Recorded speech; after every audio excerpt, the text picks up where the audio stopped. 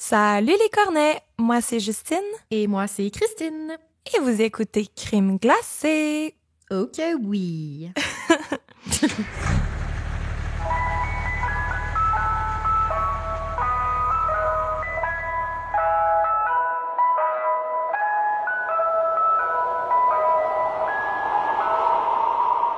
On dirait que j'essaie de le dire différemment à chaque fois, mais ça finit toujours un peu au même. Mais j'ai juste 3 mots à dire, là, mais...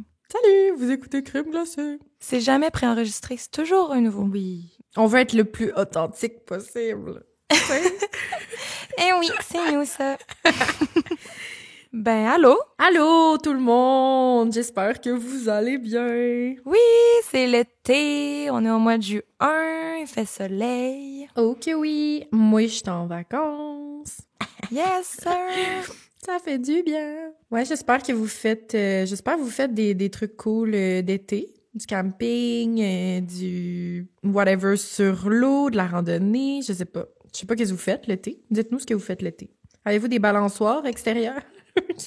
Moi, j'aimerais ça, Loki, avoir une balançoire. À vous, hein? Je sais pas pourquoi j'ai pensé à ça.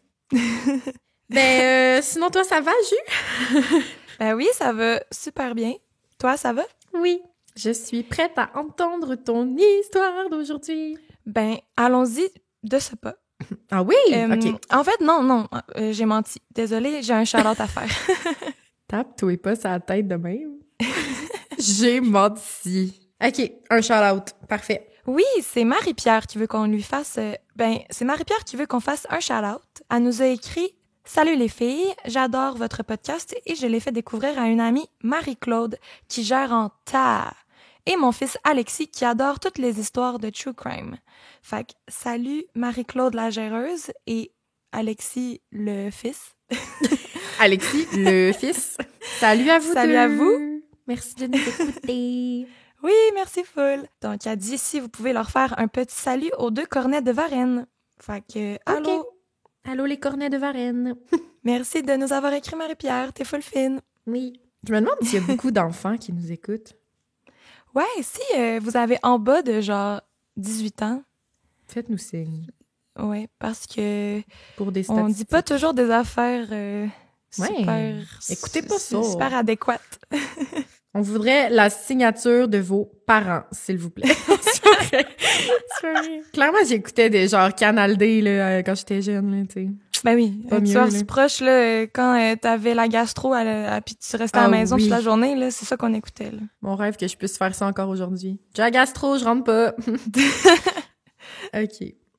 Fait que on est ready pour ta saveur du jour, ça veut dire. Oui, puis bon, je suis pas très originale, mais moi, j'écoute quand on me parle, puis Cri, tu m'avais recommandé une saveur, hein? C'est Oui. tire d'érable, là, de Quaticook? Oui! Ben, t'as créé une nouvelle obsession chez moi. C'est trop dans la gueule, là. Wow, je suis contente. Avoue, ça a pas de bon sens. Ça a juste pas de bon sens. Oui, donc je la recommande pour vrai, le pot au couvercle noir de Quaticook à la tire d'érable. C'est Tire dangereux. d'érable, les pépites. Ça a pas de bon sens. Ça n'a pas de bon sens. Délicieux. En plus, d'habitude, j'aime pas tant les trucs trop sucrés, mais ça va juste droit au cœur. Oui. Bref, c'est ça ma saveur du jour. Parfait. Je suis down de que je t'ai fait découvrir cette saveur. Fait que là, je vais y aller tout de suite, à moins que t'aies autre chose à dire, mais il faudrait y aller parce Non, que je suis correcte. c'est une grosse histoire. OK. Puis, elle est comme un peu compliquée, fait que restez attentifs et attentives parce que c'est quand même complexe. Parfait, je suis prête. Je vais essayer d'être la plus claire possible, mais dis-moi si t'es perdu. Parfait. Je vais essayer d'être là pour vous. Je vais essayer de cibler les moments où vous pourriez être perdu. Parfait. OK. Fait que cette histoire, comme toute bonne histoire de true crime, elle commence par un corps. Ouh. OK, j'essaie de faire un début. Je suis perdue. Oh, mon OK, Dieu.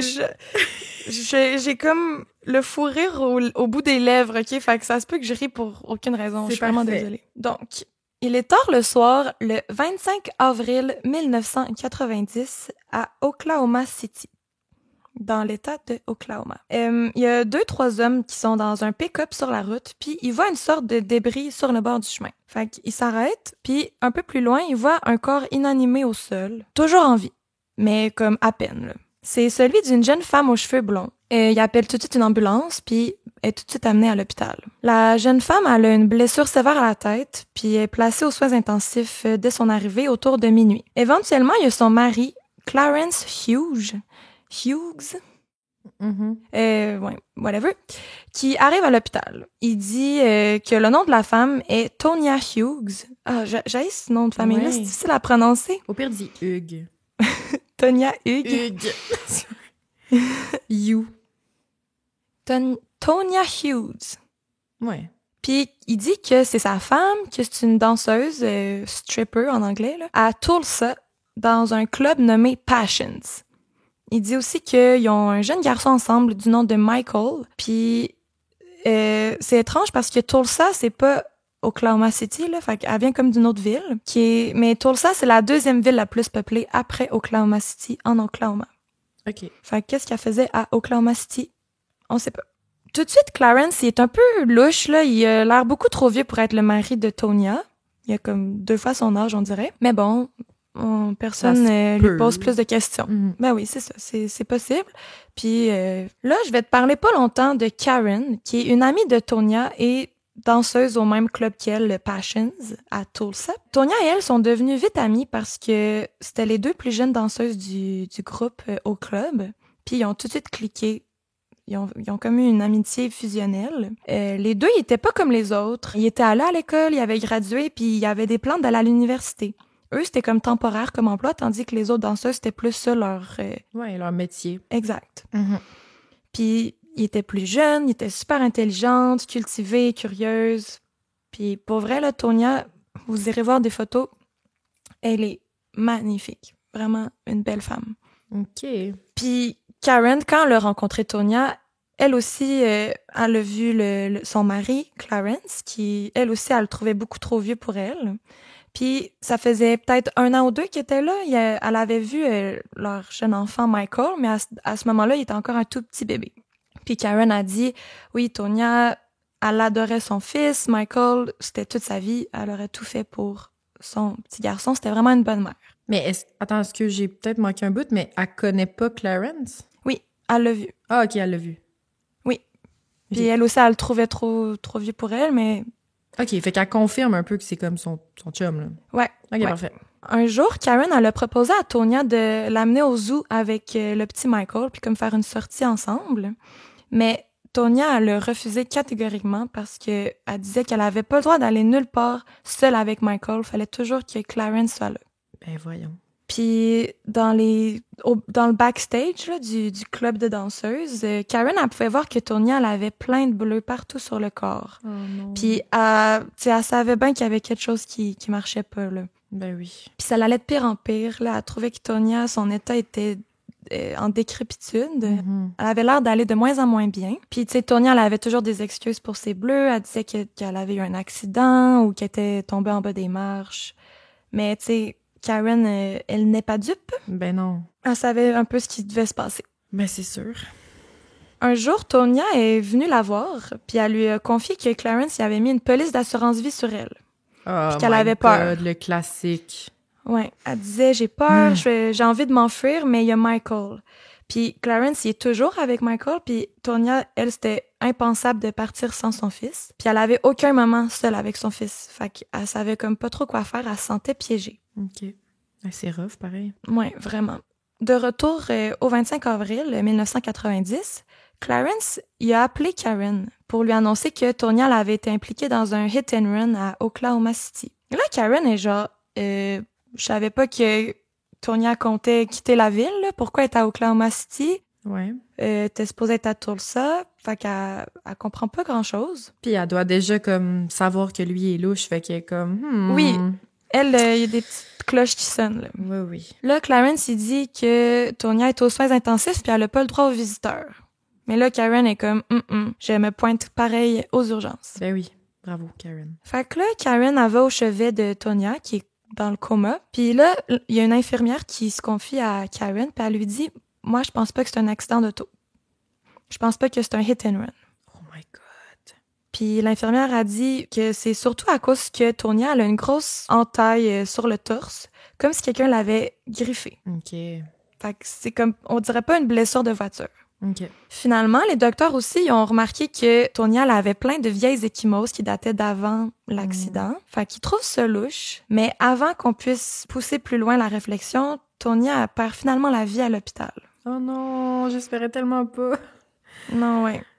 C'est vraiment triste. Elle avait seulement 20 ans, puis elle est restée 5 jours à l'hôpital avant de succomber à ses blessures. Oh my God, c'est tellement triste. J'espérais que tu me dises qu'elle a survécu. Je sais pas. Mais c'était sûr que non. C'est le début de l'histoire, putain. Ouais. OK. Fait que là, les danseuses du club Passions, ils apprennent le décès de Tonya puis sont vraiment dévastés. Ils veulent rejoindre la famille de Tonya pour annoncer la mauvaise nouvelle parce que ils savent que Clarence, il a comme un peu monopolisé la vie de Tonya puis ils veulent être sûrs que le reste de sa famille le savent. Ils fouillent dans le bottin, puis ils trouvent la mère de Tonya Huge. Ils trouvent son numéro de téléphone. Fait que là, ils l'appellent, puis ils lui annoncent « Votre fille est décédée, c'était notre amie, elle travaillait au club de danseuses, elle parlait pas beaucoup de sa famille, fait qu'on voulait être sûr que vous la preniez, blablabla. » Puis là, la mère a dit « Non, ma fille Tonya est morte à 18 mois. » Quoi? Ouais, elle dit, c'est pas ma fille. Moi, ma fille est morte à 18 mois. Tonya Huge, c'est un bébé qui est mort à 18 mois. J'ai plein de questions. Oui, c'est là qu'on réalise que le corps qu'on venait d'enterrer n'est pas celui de Tonya Huge, que ce n'était pas son vrai nom. Puis personne ne sait quel était son vrai nom. Fait que c'est une Jane Doe. Ouais, sur sa tombe, il est juste écrit Tonya, avec rien d'autre, parce qu'on sait pas sa vraie identité. Personne, là, genre Karen, son amie, elle a pensé Tonya, là, tu sais. Oui. Puis là, Clarence Okay. et Michael sont plus là, sont partis, fait qu'aucune idée qui elle est vraiment. OK, damn. Fait que ça, c'est juste le début des mystères et des mystères qu'on va creuser. Restez avec moi.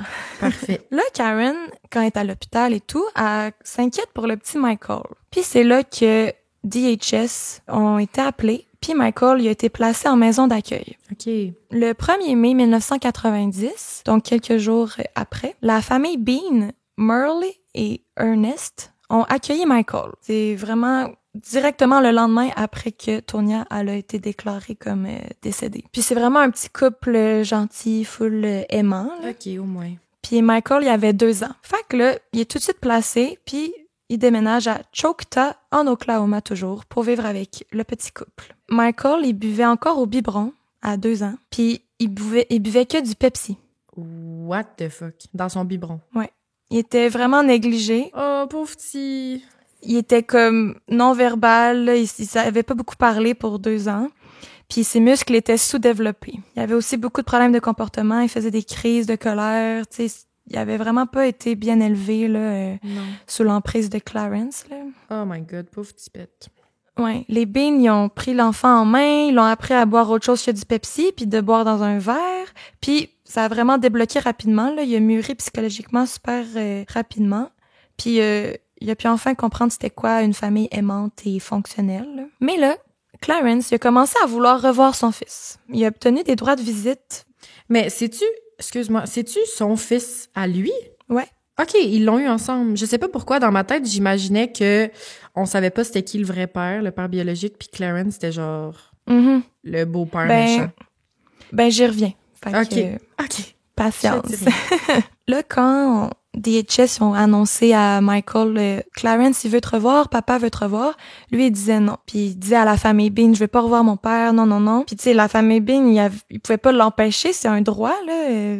C'est son père, il a le droit de voir son fils. Michael, il se cachait, puis il disait, that mean man. Genre, à lui-même, là, comme, cet homme est méchant.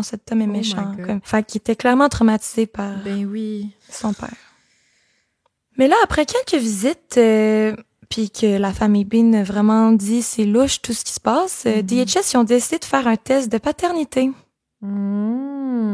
Et Clarence n'est pas le père biologique de Michael. Ah voilà. Ouais, j'étais presque rendue quand t'as posé ta question. tout le monde avait juste assumé que c'était son père parce qu'il avait juste dit, ben oui, c'est mon fils. C'est à l'hôpital. Ouais, oui, c'est ma femme. Tu sais, personne n'avait interrogé Clarence plus que ça. C'est vrai, c'est fucké, ça. Ouais, c'est quand même épeurant. Fait que, tu sais, il a pu dire, oui, son nom c'est Tonya Huge, moi, mon nom c'est Clarence, ça c'est notre fils. Puis personne n'avait enquêté plus que ça. C'est là, on sait que c'est pas son vrai nom, Tonya. Puis là, on sait que c'est pas le vrai père de Michael. Fait que qu'est-ce qui se passe? Qu'est-ce qui se passe? Vraiment. Fait que là, heureusement, ben, Clarence, il a plus de droit de visite pour voir Michael parce que c'est pas son père biologique. Donc, les visites sont arrêtées automatiquement. Là, quelques jours plus tard, il y a un pick-up qui rôde autour de la résidence des Bean. Puis, il y a un homme au volant qui fixe Marley, la mère adoptive, disons, de Michael. Puis là, elle a peur. Fait qu'elle suit son instinct. Elle aussi, elle n'est pas dupe. Mm-hmm. Puis, elle appelle DHS pour demander c'est quel véhicule que conduit Clarence. Parce qu'elle sait pas quel char il conduit, mais là, elle se doute que c'est lui. Puis effectivement, c'était bien son auto. Fait que Clarence, il rôdait autour de la maison des Bean pour comme les espionner. Oh my God. Puis c'est même pas dans la même ville, c'est ça? Non. C'est une autre ville. Le 12 septembre 1994, donc 4 ans après la mort de la mystérieuse Tonya, qu'on sait pas son vrai nom, la police reçoit un appel qu'il y a un homme qui a été retrouvé attaché à un arbre dans la forêt, menotté avec du duct tape sur la bouche. Là, la police se rend sur les lieux, puis cet homme-là, c'est James Davis, qui est le directeur de l'école primaire Indian Meridian Elementary School à Choctaw, Oklahoma. Choctaw, c'est la ville où Michael était en maison d'accueil. OK. On interroge James, évidemment. On se demande pourquoi il s'est ramassé comme ça. OK, il est pas mort, là. Non, il était encore vivant, oui. OK. Fait que là, James, il raconte ce qui s'est passé. Il y a un homme qui est entré tout bonnement dans l'école, puis il a demandé de voir le directeur. Ça fait tellement peur, des fois, comment tu peux juste rentrer dans une école. Oui. Tu sais. Puis il y a même pas comme de secrétariat, tu peux juste rentrer comme dans une épicerie, là. C'était arrivé à mon école secondaire, ça. Avant qu'ils mettent les barrures puis tout, là. Puis là, l'homme, il demande de rencontrer le directeur, donc il est mené à James. Puis là, l'homme, il demande à James, « Je veux mon fils ». Là, il sort un gun de sa poche, puis il pointe James avec son fusil. Il dit, « Je veux mon fils, Michael Huge, et tu vas m'aider à l'avoir ». Cet homme est évidemment Clarence. Ben voyons. OK, parce que Michael y allait à l'école à ce moment-là? Ouais, parce que 4 ans a passé, fait qu'il a habité 4 ans, Clarence, avec les Bean. Là, Clarence, il dit au directeur, « Je suis prêt à mourir. Si tu m'aides pas, tu vas pas vivre. » James, qui a un gun pointé dans son dos, il entre dans la classe de Michael. Puis là, Clarence, il kidnappe Michael et le directeur, puis il s'enfuit de l'école. Non! Là, Clarence, il pointe toujours son fusil sur le directeur, puis il dit « On va prendre ton truck, puis on s'enfuit d'ici. » Là, James est au volant de son auto, puis Clarence et Michael avec lui. Puis là, à un moment donné, Clarence, il dit « OK, débarque. » Il attache James à un arbre, il lui met du duct tape sur la bouche, en plein milieu d'une forêt, genre, puis il le laisse là. Ben voyons donc. Une chance qu'il ait été retrouvé, là. Oui. Parce que il aurait pu jamais se faire retrouver puis juste mourir de faim, là. Oui. Comme ça fait peur. Non, une chance. Mais pauvre Michael, je capote. C'est mon pire cauchemar. Oui, vraiment. Là, le FBI est tout de suite appelé parce qu'il y a un kidnapping d'enfants. Ouais. C'est très, très grave. Puis, comme on le sait, les premières 48 heures sont les plus importantes pour retrouver un enfant qui a été enlevé. Oui. Parce qu'après ça, le taux de réussite descend drastiquement. Mm-hmm. Fait que là, la région d'Oklahoma est placardée avec des pancartes avec la photo de Michael qui dit qu'il a été enlevé par quelqu'un qui prétend être son père, du nom de Clarence Hughes. Là, on enquête un peu sur Clarence, puis FBI, il trouve qu'en 1990, Clarence il a essayé de récupérer l'argent de l'assurance-vie de sa femme, Tonya. Oui. Tu sais, on se rappelle, elle avait dit « il y a une assurance-vie sur moi, blablabla ». Puis là, elle est morte d'un mystérieux accident. Ouais, c'est ça. Très, très louche. Ben oui. Mais là, la demande de l'assurance-vie de Tonya, elle a été faite au numéro d'assurance sociale d'un homme qui s'appelle Franklin Floyd. C'est de plus en plus louche. Fait que c'est là qu'on découvre que le vrai nom de Clarence n'est pas Clarence, mais Franklin Floyd Delano, 51 ans. Ah, c'est que ça fait peur. Qu'est-ce qui se passe?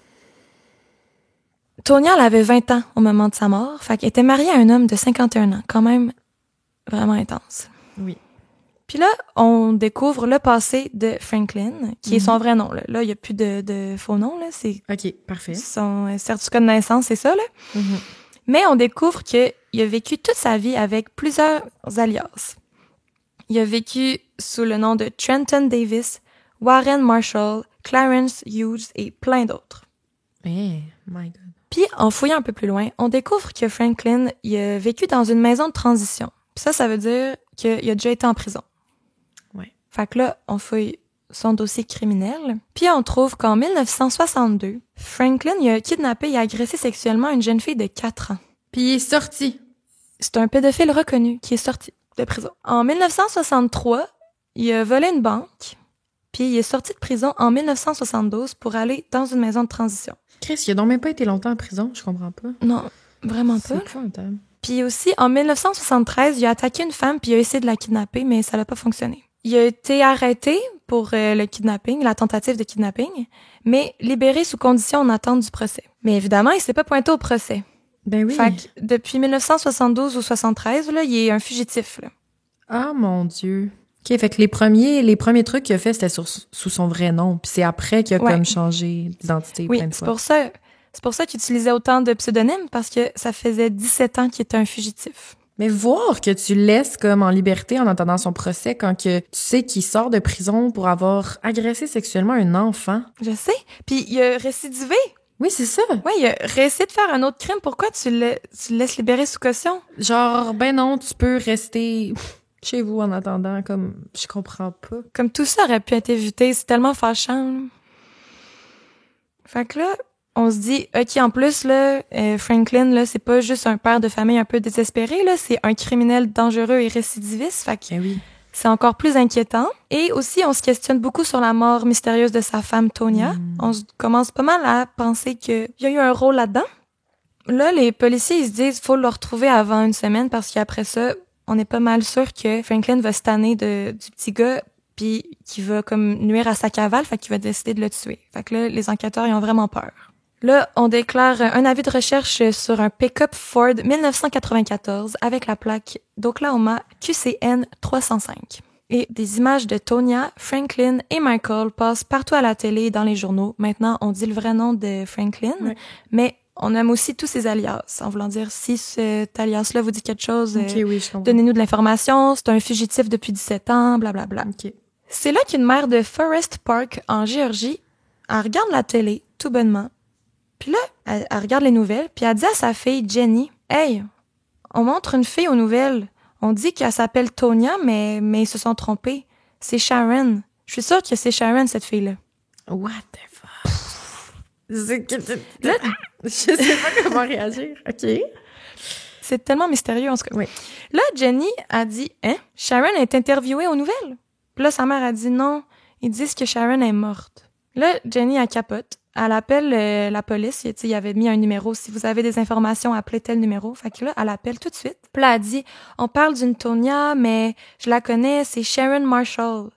Puis c'était ma meilleure amie au secondaire. Oh mon Dieu.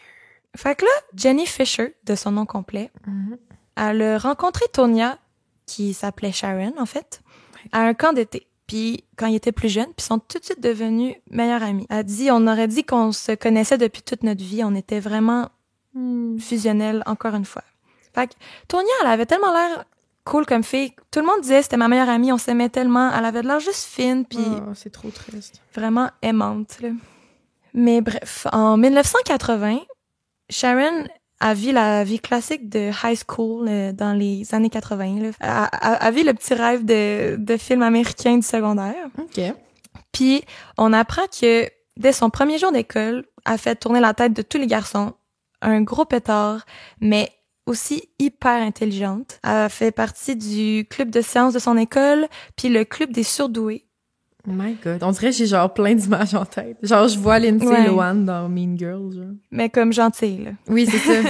Ben oui. Puis on dit qu'elle était vraiment étrangement mature pour son âge, puis qu'elle aimait ça se tenir avec les marginaux, les outcasts, parce que, tu sais, elle était dans le club des surdoués, puis les surdoués, c'est rarement comme les plus populaires de l'école. Fait que malgré qu'elle était comme hyper belle, puis elle avait tout pour elle aimait ça se tenir avec les rejets, entre guillemets. Puis Sharon a dit qu'elle a toujours rêvé d'être une ingénieure aérospatiale. Mais rien de moins. Elle était vraiment intelligente, là. Elle savait, elle veut être une ingénieure aérospatiale. Fait qu'à la fin de ce secondaire, Jenny a reçu un appel de Sharon. Puis Sharon a crié, puis elle dit « Oh my God, j'ai été acceptée à Georgia Tech, puis j'ai une bourse d'études, je vais être dans le département de technique aérospatiale. » Genre, en voulant dire, elle va aller faire des grosses études, là, tout va bien. Là. Fait que là, Jenny est super contente pour sa meilleure amie, elle est comme « Wow, c'est comme ton rêve, let's go. » Puis là, son père, Sharon, il a acheté une page dans l'album de finissante de leur cohorte. Là, ça a l'air qu'il pouvait faire ça. OK. J'ai envie de te montrer la photo en question, puis que tu me dises ce que tu vois. OK. Je pense que tu pouvais acheter une page dans l'album puis écrire ce que tu veux dessus si tu veux, genre qu'on fasse une mention en spécial à ta propre fille ou à ton fils ou je sais pas, tu veux mettre ton équipe de basket, genre je pense que tu pouvais payer puis ça finançait l'album de finissant puis t'avais comme une publicité ou quelque chose. Ouais. Je te l'ai envoyé par Facebook, tu vois? Oui. Que vois-tu? C'est Sharon, là, Tonya, là, en tout cas, je vais l'appeler Sharon maintenant, là, mais... Ben, si tu trouves rien de louche, je dis rien, là. Ben attends, là, on dirait que je sais pas ce que tu veux que je vois, mais c'est comme une photo de mannequin, là. OK. C'est genre, elle a l'air vraiment jeune, puis elle a un regard, I don't know. Mais avoue qu'elle est vraiment belle. Ben oui, elle est vraiment belle. Mais bref, je vais la mettre sur Instagram si vous voulez voir, là. Ouais. Mais plusieurs trouvent que c'est un peu... Ben, en fait, ce qui est écrit en dessous de la photo, c'est Look out Georgia Tech, hello future Air Force General in Aeronautical Engineer Career, signé Dad. Genre, comme si c'était elle qui parlait, genre, un peu en train de se vanter, genre, hey, je vais aller à l'université en aérospatiale. Ouais. Puis tout le monde était genre, hein, c'est ton père qui a mis ça? Il me semble que t'es pas mal chaude et sexy sur la photo. Ouais, là. c'est vrai que j'avoue, c'est louche. C'est pas la photo que un père... C'est pas comme elle à son club de sciences avec des petites lunettes genre Non, nerdy, là. Non, elle est comme en train de poser comme une mannequin avec full maquillage, les gros cheveux. Un regard un peu sexy, là, genre un peu séducteur. Oui, elle a un regard sexy, elle sourit pas, tu sais, elle fait comme une pause. Là. J'avoue que c'est étrange, oui. Ses amis, ils trouvaient un peu ça bizarre que son père mette une photo de sa fille sexy. Elle paye pour ça, genre une page complète dédiée à sa fille. Au secondaire. Super... Ouais, au secondaire, là. Fait qu'elle a quoi, genre 16 ans, là, tu sais, 17. Mais bref. Là, Jenny est interrogée par les policiers pour en dire le plus possible sur Tonya, qui est Sharon, en fait. Ouais. Elle dit que elle a rencontré quelques fois le père de Sharon. Puis la première fois, c'était qu'il est allé à lifter chez elle. En fait, le père de Sharon, il a lifté Sharon jusqu'à chez Jenny pour qu'ils aillent chiller ensemble. Ouais. Puis son père, il a juste pris le père de Jenny à part, puis lui a demandé un prêt d'argent. C'était comme la première fois qu'ils se voyaient, puis il a juste demandé à son père « Passe-moi du cash. » Ben voyons. Fait que là, le père de Jenny, il a juste dit « non, what the fuck? » Ouais. Donc, immédiatement, la famille de Jenny, ils ont trouvé le père de Sharon complètement bizarre, puis ils ont empêché Jenny d'aller jouer chez Sharon à cause de ça. Ils ont dit « Ses parents, sa famille sont weird. » Puis tous les amis de Sharon trouvaient son père vraiment bizarre puis vraiment strict. OK. Sharon, elle s'est confiée à Jenny une fois, puis elle lui a dit que sa mère était morte frappée par une voiture sur un pont quand elle était en 2e année. Puis elle lui a aussi dit qu'elle devait cuisiner le souper chaque soir pour son père. Elle avait pas le droit de parler au téléphone, ou presque. Chaque fois que Jenny et elle se parlaient au téléphone, c'était quand son père y était au travail. Puis dès qu'il revenait de l'école, Sharon a été juste genre « Ah, OK, je dois raccrocher, excusez, bye bye ». Puis elle était comme full nerveuse. Ah, c'est louche, j'aime pas ça. J'aime pas où ça s'en va. Ouais. Une fois, le père de Jenny il était hors de la ville pour le travail. Puis Sharon, elle a invité Jenny à faire un sleepover chez elle. Mais tu sais, le père à Jenny voulait pas que Jenny aille jouer chez Sharon. Ça. Mais là, il était pas là. Fait que Jenny, elle a pu convaincre sa mère, qui était peut-être plus influençable, d'y aller au sleepover. Puis là, sa mère, elle a dit « OK, mais dis-le pas à ton père, c'est notre petit secret entre nous deux. » Parce que, tu sais, même si son père est bizarre, là, tu peux dire « Ah, oui, là, tu peux aller jouer chez elle, c'est correct, tu sais. » C'est louche, tout ça. Jenny et Sharon, ils passent la soirée ensemble, tout se passe bien, ils ont du fun. Puis là, c'est le moment d'aller se coucher. Fait que là, les deux filles sont dans la chambre de Sharon, puis ils se changent pour se mettre en pyjama. Puis là, Sharon, elle sort de la lingerie vraiment sexy, là, comme dentelle et tout. Puis elle montre ça à Jenny. Puis elle dit « Check, c'est mon père qui m'a donné ça en cadeau. » What the... Là, Jenny est comme « Wow, trop beau, mais pourquoi t'as ça? » Pourquoi c'est ton père qui donne ça? Oui. OK. beaucoup trop jeune, de un, pour porter de la lingerie de dentelle, et de deux, pourquoi ton père te donne ça? Oui, c'est... Ah, j'aime pas ça.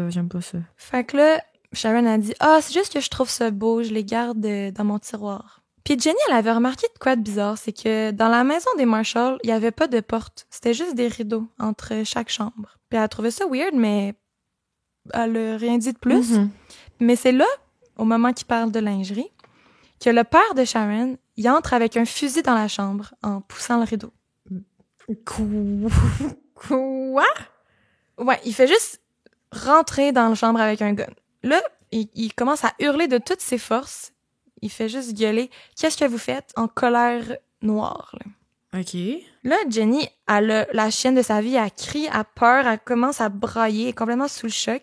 Puis elle était en train de se changer en pyjama, fait qu'elle était comme en sous-vêtements, elle était comme super gênée, puis horrifiée, comme qu'il y a un homme qu'elle connaît pas rentre dans la chambre avec un gun. Puis, fait que là, elle est juste en train de se cacher le corps complètement sous le choc. Puis là, le père de Sharon, il commence à rire d'un rire démoniaque.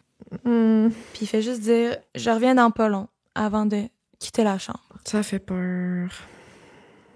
Là, Jenny, elle regarde Sharon, puis elle est comme « What the fuck? Qu'est-ce qui vient de se passer? » Puis là, Sharon, elle fait juste dire « Ah, sacré papa, il est niaiseux. » Ah! Comme « Oh, daddy, so silly, daddy. » Non! Pauvre Sharon, en tout cas. Là, les deux filles finissent de se changer, puis Warren Marshall, le père de Sharon Marshall, il entre dans la chambre. Il a encore son gun dans les mains, puis il fait juste ordonner à Jenny de se coucher sur son sleeping bag qui est comme par terre à côté du lit de Sharon, puis il lui dit de mettre un oreiller sur son visage. Oh my God. Là, elle le fait sans rien dire, et comme elle obéit. Et trigger warning, traumavertissement. Et là, pendant que Jenny est dans la chambre, couchée sur son sleeping avec un oreiller sur la tête, Warren y agresse sexuellement sa fille, en la pointant avec un fusil. Oh, c'est épouvantable, ça m'écoeure, j'ai le goût de vomir. Est-ce que comme... Parce que si genre Sharon était genre « Oh, daddy, silly daddy, nanana », est-ce que comme elle montre qu'elle a peur, qu'elle veut pas, que tout ça, ou elle obéit, genre? Ben, je pense qu'elle est soumise puis elle essaie de dédramatiser la situation. Ok, ouais. Oh mon Dieu, c'est horrible. Après ça, silence complet dans la chambre. Warren, il quitte la chambre, il fait comme si rien n'était. Puis Jenny est complètement figée sur place jusqu'à ce qu'elle s'endorme parce qu'elle est complètement sous le choc. Ben voyons donc. Puis le lendemain matin, Sharon est allée voir Jenny dans son sleeping bag puis elle lui a chuchoté dans l'oreille « Papa, il est comme ça. » Puis elle lui a fait un gros câlin. Là, elle lui dit « Je suis correct. Toi aussi, t'es correct. Oublions ça. » Oh, pauvre petite. C'est tellement triste. Puis malheureusement, Jenny, elle a jamais rien dit de ce qui s'est passé. Elle avait trop peur, puis encore aujourd'hui, elle s'en veut toujours d'avoir rien dit. Elle dit que c'était... Même si elle a pas été agressée, elle dit que ça l'a quand même beaucoup traumatisée, puis je comprends. Elle dit que ça l'a changé sa vie à jamais. Sa manière de voir le monde, sa manière de vivre, la personne qu'elle est devenue, ça l'a vraiment bouleversée. Fait que là, la vie continue. Puis un jour, Sharon, elle appelle Jenny en pleurant, à chaudes larmes, puis elle lui dit qu'elle est enceinte. Oh, pas de son père. On saura jamais de qu'elle est enceinte de qui. Là, Jenny, elle commence à pleurer aussi, puis elle lui dit « Oh my God, qu'est-ce que tu vas faire? » Puis là, Sharon, elle répond « Je vais le mettre en adoption. Mais à cause de ça, papa veut pas que j'aille au college. » Oh my God. Elle veut pas faire ses études. Non. Oh, c'est tellement triste, sa vie, ça a pas de bon sens, pauvre petite. Ouais. Jenny est comme « Ben non, tu dois aller au college, là, tu viens d'être acceptée, t'as une scholarship, t'as une bourse d'études, tu vas être ingénieur, faut que tu y ailles, là. » Puis là, elle fait juste dire « Quelqu'un doit s'occuper de papa. » Quelques jours plus tard, Sharon, elle appelle Jenny encore, puis elle fait juste lui dire « On quitte la Géorgie pour l'Arizona, je vais accoucher là-bas puis le donner en adoption là-bas. » Ce bébé-là, ce n'est pas Michael, c'était bien avant. Ah ouais? Puis c'est son premier enfant qui a comme été adopté, on a un peu perdu trace de lui. OK. Après ça, tu sais, Jenny était trop triste là, de ce départ full soudain, elle comprend pas trop. Sharon, elle l'appelle quelques fois pour lui donner de ses nouvelles, mais à un moment donné, elle n'entend plus parler d'elle, jusqu'au jour qu'elle voit son visage aux nouvelles pour dire qu'elle est décédée, puis que son fils a été kidnappé. Hey, ça a pas de sens. Elle a tellement rough. Il y a tellement de rebondissements, genre... Ah oui, puis c'est pas fini. Mm. Là, le FBI, ils prennent tout en note. Puis Jenny, elle se rend compte que Sharon Marshall est pas celle qu'elle croyait.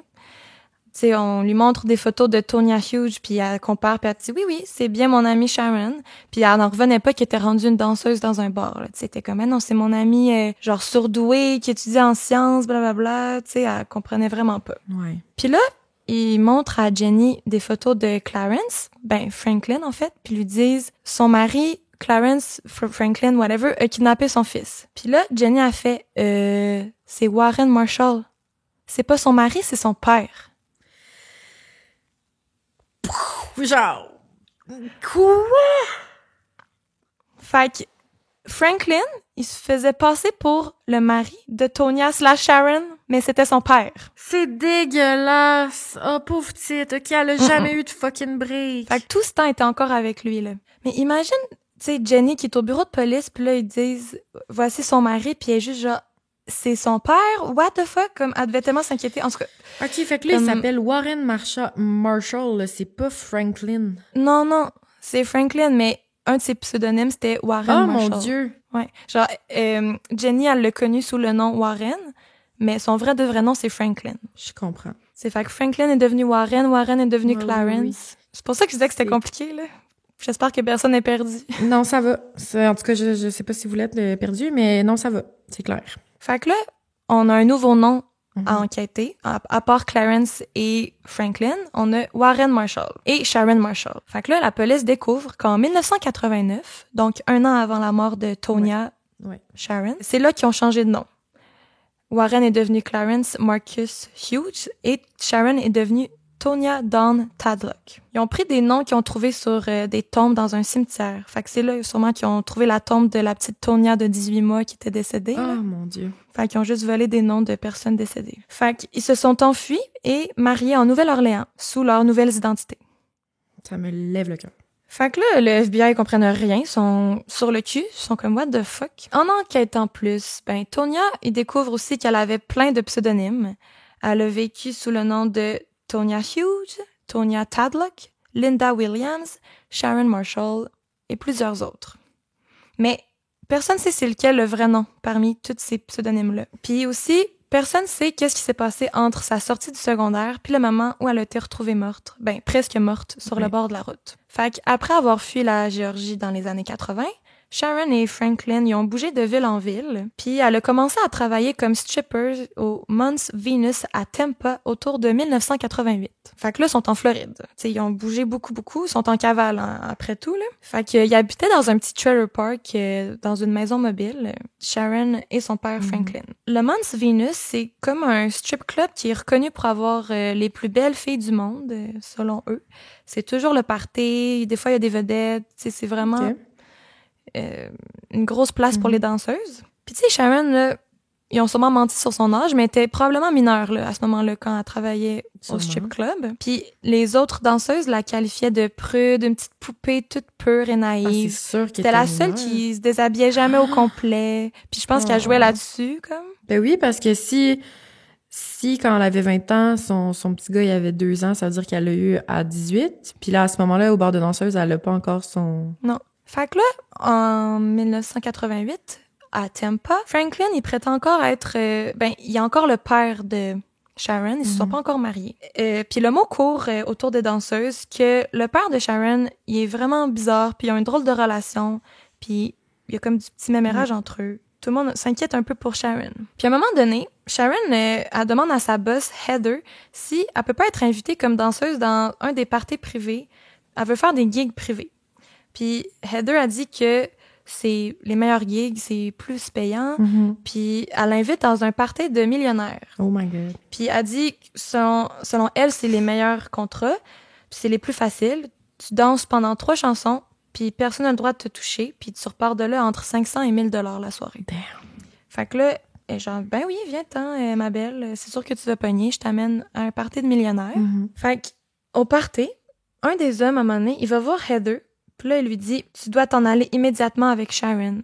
Elle sollicite mes invités pour du sexe pour 50$. Tu sais, c'est pas du tout pour ça que t'es supposé aller là. T'es juste supposé danser. T'es pas supposé aller voir le monde en privé puis leur proposer du sexe. Là. Non, en effet. Fait que là, Heather, elle la confronte, là, comme « Pourquoi tu fais ça, what the fuck? » Puis là, Sharon a fait juste dire « C'est mon père qui me dit de le faire, il me donnait des condoms. » Oh my God. C'est tordu, là. Genre, pouf, c'était complètement brisé, là. Elle comprend pas ce qu'elle fait, elle là. comprend pas. C'est tellement triste. Elle avait tellement un bel avenir devant elle, là. Mais oui. Ça me Puis brise le elle cœur. était encore super intelligente, là. Tout le monde la qualifie comme quelqu'un de full brillant, full curieux. T'sais, elle aurait pu tellement avoir des belles opportunités si seulement elle avait pas été avec cette zouf-là. C'est clair. Fait que là, Heather est complètement dégoûtée. Elle n'en revient pas qu'un homme puisse faire ça à sa propre fille. Ben ouais. Puis c'est au même moment environ qu'elle remarque que Sharon est enceinte. C'est Sharon, elle avait dit à personne, mais tu sais, ça se cache mal à un moment donné, surtout si c'était une danseuse, là. Puis c'était Michael. Fait qu'elle était enceinte de Michael. Et on sait pas c'est qui le père. Mm-hmm. Mais on doute probablement que c'était un de ces petits contrats on the side, ces conquêtes que son père lui forçait à faire. C'est ça. Ça devait pas être la première fois qu'elle essayait d'avoir 50$, là. Fait que là, dès la naissance de Michael, ça semble être la meilleure chose qui puisse être arrivée à Sharon. Mm-hmm. Elle est comme aux anges, c'est comme un nouvel espoir, un peu de bonheur dans sa vie. Puis c'était la meilleure maman possible. Elle adorait son fils. Un jour, Michelle, qui est une jeune fille de 15 ans, puis qui est comme engagée comme babysitter pour Michael, elle chillait dans le salon avec le père de Sharon. Les trois, ils écoutent la télé. Puis là, Franklin, il écoute la lutte à la télé, en fait. Puis là, Franklin, il met une cassette dans le lecteur VHS pour enregistrer le match. Mais la cassette, elle a une autre vidéo dessus. Oh non. Puis là, elle commence à jouer. Puis c'est Sharon avec une de ses amies, Cheryl. Sharon et Cheryl. Mm-hmm. Puis les deux, ils dansent sur la plage, pas de chandail. Cheryl, c'est une des autres danseuses au strip club. Ah, ok. Sont les deux ensemble, puis ils dansent pas de chandail pendant que Franklin les filme. Oh, okay. Puis là, la gardienne, ça reconnaît Sharon, puis là, elle est comme, hein? Est-ce qu'il est vraiment en train de filmer sa propre fille, les seins à l'air, genre? Fait que là, vite, Franklin, il enlève tout de suite la cassette, puis là, il dit à Michelle, tu parles jamais de ça. T'as rien vu, OK? On avait juste du fun, c'était pour niaiser, blablabla. Et malheureusement, ben, Michelle, elle dit rien. Elle fait juste dire, OK, je pense qu'il faut que j'y aille, bye. Ouais. Mais j'avoue qu'elle devait avoir peur, là, un peu, là. Ouais. Mm. Là, tu sais, il y a du mémérage dans le coin. Le mot passe, le mot court. Puis Heather, la boss du strip club, elle a appris pour la vidéo qu'il y a deux de ses employés qui dansaient les seins à l'air avec le père de Sharon. Ouais. Puis là, elle va voir Cheryl, puis elle la confronte, puis elle dit « Pourquoi tu fais ça? Ce gars-là, il est louche, tu devrais pas chiller avec eux, je leur fais pas confiance, blablabla. » Là, Cheryl, elle répond « Ah, il m'a dit qu'il allait envoyer ça à Playboy pour que je devienne une Playboy bunny. » Puis c'était comme son rêve à Cheryl de devenir une porn star Playboy. Ah, c'est bon. Mais tu sais, évidemment, c'était pas vrai. Mais non, c'était pas vrai. Puis là, Cheryl a dit, elle se confie à Heather, puis elle a dit, après avoir filmé, il me forçait à avoir du sexe avec lui, puis je voulais pas. Puis là, ben, je me suis débattue, puis il y a comme une switch qui a flippé en lui, puis il est devenu super violent. Heather est genre, ben, OK, là, tu vois bien qu'il est dangereux. Éloigne-toi des Marshall, parce que il vivait encore sous le pseudonyme de Sharon et Warren. Ouais. Fait que tiens-toi loin de Warren, Marshall et Sharon. Je peux pas te protéger d'eux, mais toi, tu peux rester loin d'eux. Mm-hmm. Puis Cheryl, là, c'était vraiment la cool fille de la place, là. Mm-hmm. C'était une Italienne, fucking belle, les gros cheveux bouclés bruns, avec full de swag, là. Elle conduisait une Corvette rouge, là. Oh my God. Autant elle était vraiment badass, autant elle était super gentille, super douce. Mm-hmm. Tout le monde l'adore. Puis son rêve, comme j'ai dit, c'est d'être une Playboy bunny, puis elle fit vraiment, là. Comme, ça serait une très bonne Playboy bunny. Autant elle a un regard imposant, est en fait super naïve et innocente, là. Mais c'est frustrant comme histoire, là. Ouais, vraiment, là, j'étais fâchée en apprenant tout ça, là. C'est clair. Puis je dis pas ça pour rien, là. Cheryl oui, c'est ça. est importante. Heather a dit qu'une fois, Cheryl est revenue au strip club avec un gros bleu sur la joue, un œil au beurre noir, puis elle avait des marques de strangulation dans le cou. Cheryl, ça, ou Sharon? Cheryl. OK. Heather, là, était comme ça suffit. Elle a compris que Warren Marshall, en fait, ben Franklin, là, Ouais. c'était pas juste un vieux pervers, là. Il était violent puis vraiment obsédé envers Cheryl. Il l'appelait constamment pour la voir, il l'appelait à la job, puis il posait toujours des questions sur elle. Il voulait savoir le vrai nom de famille de Cheryl, parce que, tu sais, les danseuses, ils utilisent pas leur vrai nom. Mm-hmm. Puis il voulait savoir où est-ce que son père habitait, Comme, what the fuck? Ben voyons. Il appelait tout le temps au travail, comme, est-ce que je peux parler à Cheryl, blablabla. Il était vraiment obsédé. Puis chaque fois, Heather, elle disait, elle est pas là, ou elle lui raccrochait au nez, là. Heather, elle avait no chill. Ouais. Un soir, quand Heather, elle sort du club, elle voit Warren dans son auto avec Cheryl. Puis, en fait, Cheryl est en dehors de l'auto, mais Franklin / Warren, c'est compliqué, là, mais oui. vous savez de qui je parle. Lui, il est au volant. Puis les deux sont en train de s'engueuler, mais vraiment intensément. Puis Warren, il lui crie dessus qu'il va la tuer. Oh mon Dieu. Là, Heather, elle intervient, puis elle les sépare. Puis elle dit qu'il a même essayé de frapper Heather avec son auto. Genre, tellement il était fâché. Ah, ben ouais. Là, Heather, elle raccompagne Cheryl, puis elle dit, là, rentre chez ton père, fais attention à toi, mais c'est la dernière fois qu'elle l'a vu. Oh non. Elle a plus jamais revu Cheryl après, elle est pas revenue au travail, puis aucune nouvelle. Sans prévenir, un jour random, Sharon aussi a arrêté de se pointer au travail.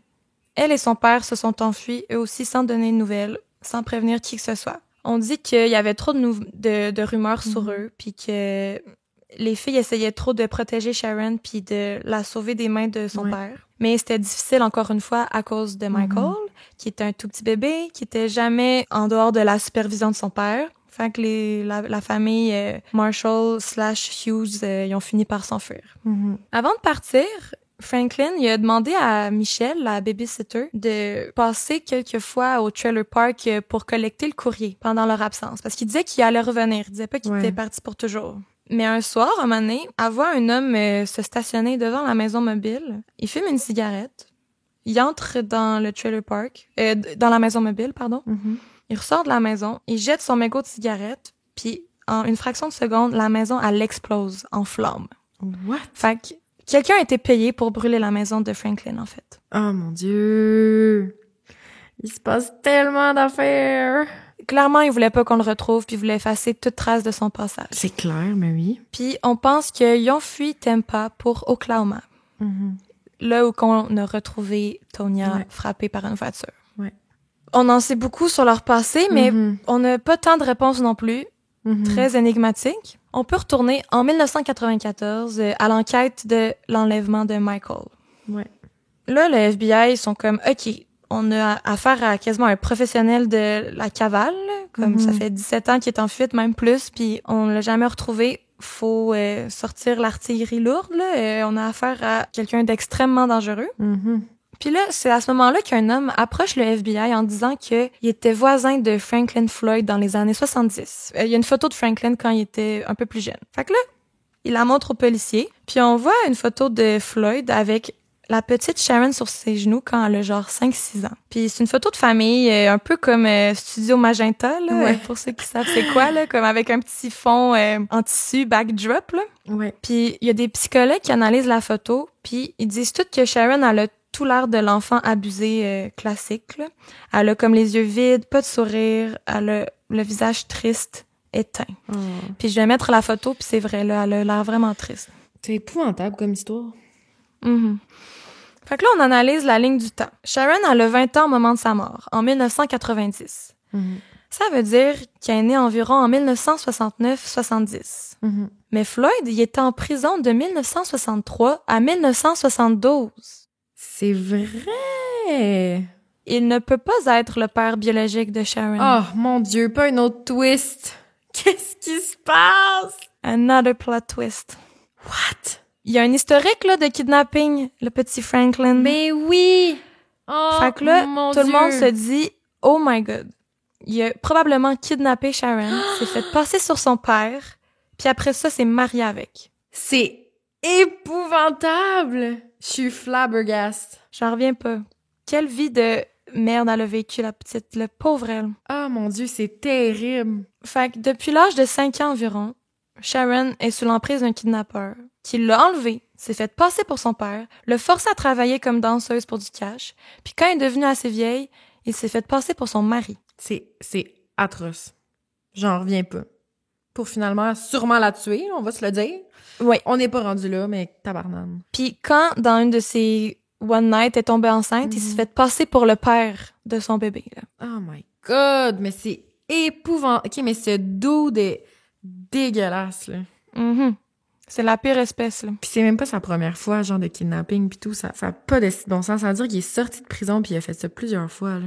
Mhm. Fait que le Sharon, là, c'est probablement pas son vrai nom, là, Ben parce non. qu'elle a été kidnappée à l'âge de 5 ans. Fait qu'elle s'appelle ni Sharon ni Tonya. On n'a aucune idée à qui, là. On sait pas c'est qui ses vrais parents, on sait pas elle vient d'où. Je vais continuer à l'appeler Sharon. Ouais. Mais c'est pas ça son vrai nom. Là, le petit Michael, là, il est toujours en train d'être kidnappé, là, par Ben un oui. débile mental, là, on va Mhm. se le dire. Il fait juste tout le temps passer au prochain, là. Ça... Mhm. Là, l'agent du FBI, Joe Fitzpatrick, est sur le dossier. Puis lui, il est vraiment badass. Il est vraiment bon. C'est comme le cas de sa vie, là, ce dossier-là. Ok. Il a tout donné. On l'aime. Il dit que le meilleur indicatif à propos de quelqu'un sur ce qu'il va faire dans le futur, c'est ce qu'il a fait dans le passé. Mhm. Fait qu'en regardant ce que Franklin a fait auparavant, on peut essayer de prédire ce qu'il va faire par la suite. Ouais.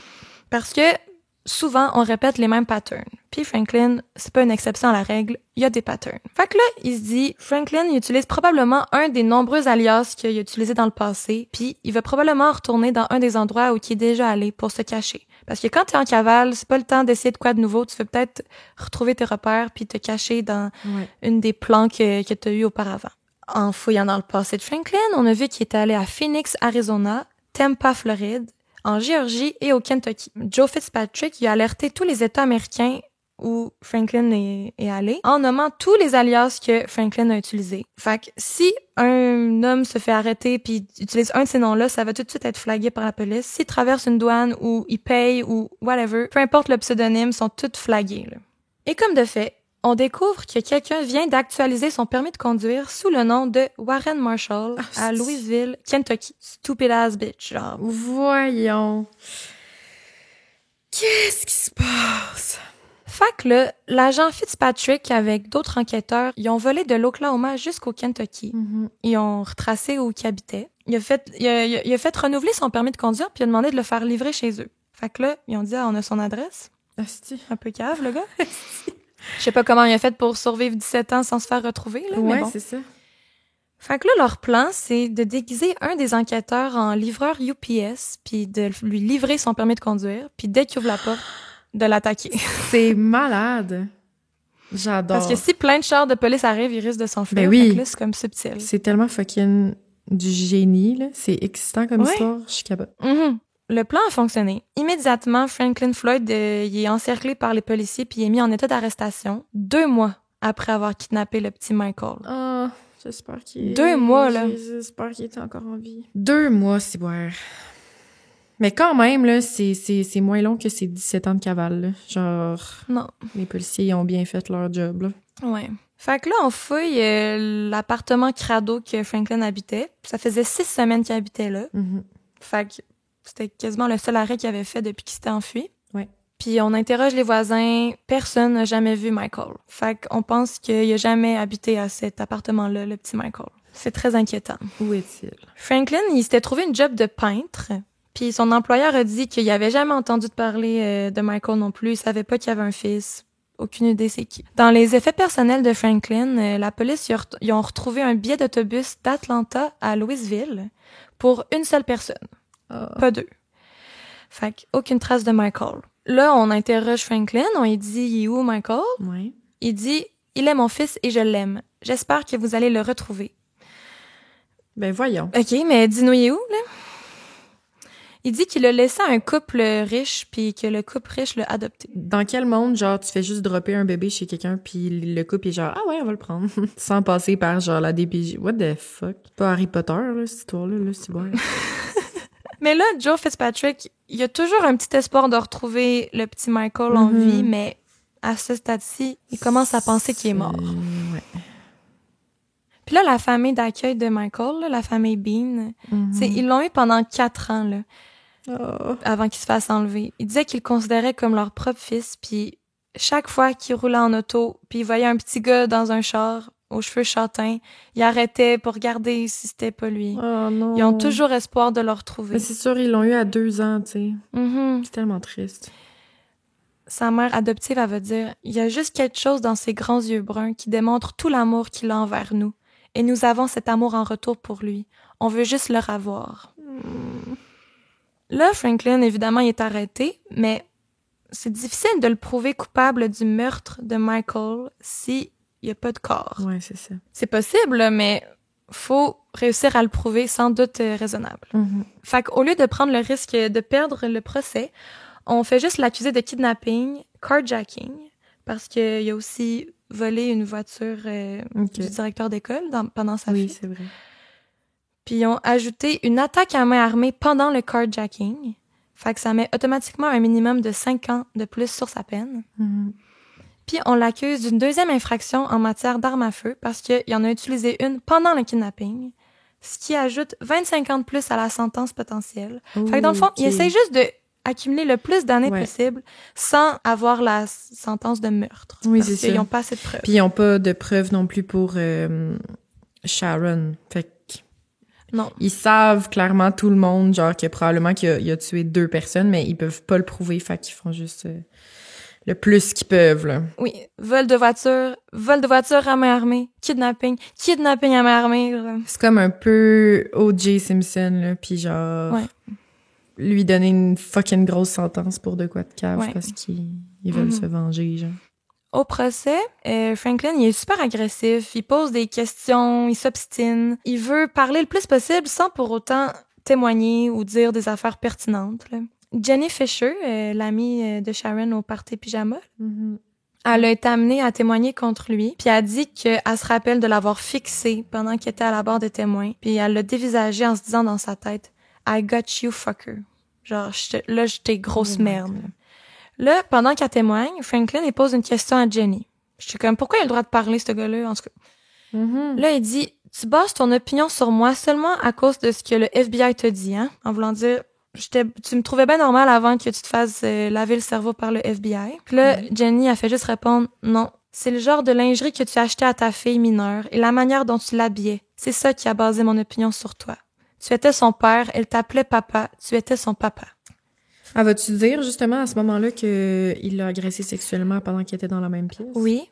Puis à ce moment-là, l'avocat de Franklin, il a juste lancé ses papiers dans les airs. Il a comme abandonné. Il a genre dit « Hey, c'est sûr qu'on perd. » Oh mon Dieu! Il était comme wow. Ça sert à rien de continuer. C'est sûr qu'on perd. Ah, si boire, c'est clair. Fait que, c'est dégueulasse. Finalement, le 18 avril 1996, Franklin y est reconnu coupable de tous les chefs d'accusation contre lui. Après 17 ans en cavale, il est finalement condamné à être derrière les barreaux pour 52 ans, sans possibilité de libération conditionnelle, pour le kidnapping de Michael Hughes. Fait qu'il y a 52 ans de prison ferme. Ben, c'est une bonne nouvelle. Puis tu sais, il est quand même vieux, fait que il sortira pas, là. Non, c'est sûr. Mais je veux dire, il est encore en prison en ce moment, il est pas mort. Il est-tu mort? On y revient. Je vais le dire à la fin. Ok, parfait. Ok, parfait. Par contre, l'histoire n'arrête pas là. Il y a plein de questions sans réponse, là. En mars 95, fait un petit peu avant sa sentence, pendant tout le procès, là, il y a un mécanicien du Kansas, qui trouve une enveloppe collée avec du duct tape en dessous d'un pick-up qu'il a acheté aux enchères. OK. Ça prend du temps, mais on finit par retracer à qui appartenait le pick-up. C'est le pick-up de James Davis, le directeur d'école, que Franklin avait volé. Dans l'enveloppe, on retrouve 97 photos. J'étais énervée. C'était toutes ou presque toutes des photos obscènes où on voyait Franklin avec Sharon très jeune. C'était du contenu pornographique. Juvénile. Ouais. On voit aussi des photos d'une femme inconnue qui est visiblement battue et dévêtue. Les photos sont amenées au FBI. Fait que là, Joe Fitzpatrick, il reçoit les photos. Puis il dit la fille inconnue est tellement battue que c'est impossible que Franklin l'a pas achevée après avoir pris les photos. Comme elle est dans un état trop grave, même qu'elle est peut-être déjà morte sur les photos. Fait que là, un autre mystère, qui est cette autre femme? Joe Fitzpatrick analyse les photos puis remarque que la femme inconnue elle a des grosses marques de bronzage. Là. Elle a comme une démarcation de bronzage avec son maillot de bain. Là, il se dit, les Marshall, Franklin / Warren, il a passé du temps au Kentucky, en Floride et en Géorgie. Où est-ce qu'on se fait bronzer le plus? en Floride. Mhm. Fait que là, il envoie quand même les photos à tous les bureaux de police dans les États auxquels Franklin était en cavale. Puis, il demande, est-ce que cette photo-là, elle correspond à un de vos cas irrésolus? C'est comme une shot in the dark, on dit, là. La traduction, j'ai checké, c'est un coup d'épée dans l'eau. OK. Fait que, bref, il dit, gars, je perds rien à perdre. Parce que, tu sais, il a checké les dossiers de meurtre, puis ça l'a pas sorti. Fait qu'il s'est dit, ça doit être un cas irrésolu, peut-être. Fait que j'ai envoyé la photo de cette femme. Peu de temps avant ça, le 29 mars 95, en Floride, on retrouve un crâne humain sur le bord de l'autoroute. Après 4 jours de fouilles, on trouve les ossements, 90% d'un squelette. On trouve des vêtements, des bijoux, ainsi que des implants mammaires. OK. En examinant le crâne, on trouve 2 trous de balles sur celui-ci. L'os orbital était également cassé en dessous d'un des yeux. On conclut donc que c'est pas un accident, puis on classe l'affaire comme un cas d'homicide. Ça va prendre 1 an à l'identifier. Fait que pendant ce temps-là, on appelle la femme inconnue une Jane Doe. C'est 1 an après avoir trouvé ses restants que le département de police de la Floride reçoit une photo d'une inconnue qu'on tente d'identifier. C'est la photo de Joe Fitzpatrick qui a envoyée. Ouais. Ça a pris 1 an avant que ça se rende, là, tu sais, c'est long, là, les procédures et tout. Puis, en comparant les blessures qu'on voit sur la photo et celles retrouvées sur le crâne et les ossements du squelette, c'est un match. Fait qu'on se dit, c'est notre Jane Doe, probablement. En examinant les dossiers dentaires avec les dents, on a pu identifier la jeune femme comme Cheryl Comesso. Oh non! L'amie de Sharon au club, là. Mais oui. Hey, tout est relié, ça va de tout bord. C'est fou, cette histoire. C'est fou ben raide. En fait, je comprends pas que c'est réel, genre, que c'est arrivé. Non, on dirait un film tiré par les cheveux. C'est un film, là. Moi, il y a trop d'affaires. Wow. Mais c'est tellement triste, là, comme ça l'a pris 6 ans. Ça faisait 6 ans que personne n'avait eu des nouvelles d'elle, qu'elle s'était volatilisée. Ouais. Puis au moins, elle a pu être identifiée, là. Ça, c'est... Ouais. Mais tu sais, probablement qu'elle est Pour sa morte la soirée même qu'elle a disparu, là. Ou à peine Sûrement. quelques jours après, là. Fait que là, les enquêteurs, ils demandent au public quiconque ayant connu Cheryl autour des années 1989 viennent les voir pour les interroger parce qu'ils veulent des informations. Là, ils savent que c'est elle, mais elle est pas reliée encore à Franklin. Là. Fait que c'est là que Heather, la boss du strip club, et Michelle, la babysitter, reviennent dans l'histoire. Je suis énervée. Là, il parle de Sharon, l'obsession de Franklin pour Cheryl, la maison qui explose, la disparition soudaine. Fait que là, Joe Fitzpatrick, il fait 1+1. Il n'est pas dupe. Et il comprend enfin pourquoi Sharon et Franklin se sont enfuis de la Floride aussi brusquement. C'est que Franklin, il avait probablement tué Cheryl. Puis après ça, ils ont déguerpi. Puis là, il s'est dit, probablement que Franklin, il voulait pas se faire repérer. Puis Franklin se disait, la police veut rechercher un homme, sa fille et son fils, mais ils vont pas chercher un homme, sa femme et leur fils. Fait que c'est pourquoi que pendant leur cavale, ils ont décidé de se marier sous de nouvelles identités. Fait que c'est probablement comme ça qu'ils sont devenus Tonya et Clarence. Fait que là, malgré que Franklin il est en prison, en 2002, on l'accuse formellement du meurtre de Cheryl Comesso, qui est survenu en 1989. Il était déjà en prison pour 52 ans, mais là, on lui ajoute une charge de meurtre. OK. Ouais. Fait que ça va y ajouter 25 ans, là, ou plus. quelque chose. Là, ouais. Ou plus, ouais.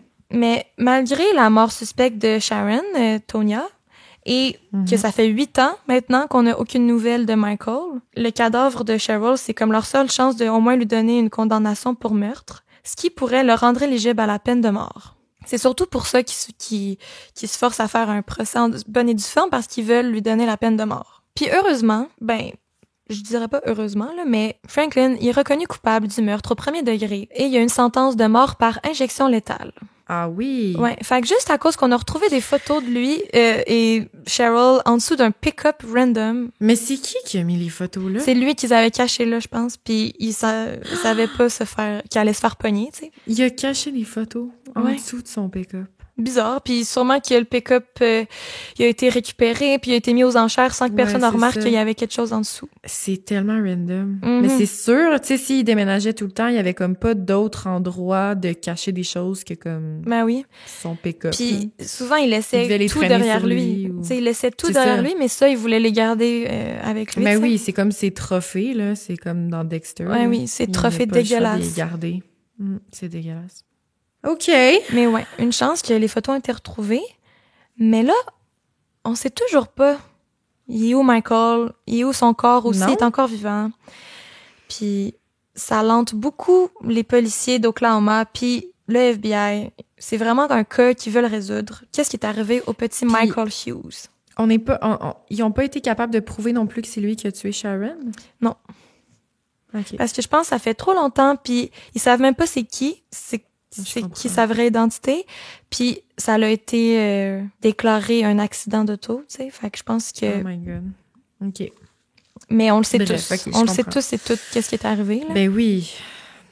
OK, fait que Michael. Le shérif de police de la ville d'Oklahoma s'est toujours dit qu'il allait retrouver le petit Michael. Il a collé sa photo sur son bureau, puis il l'a regardé tous les jours.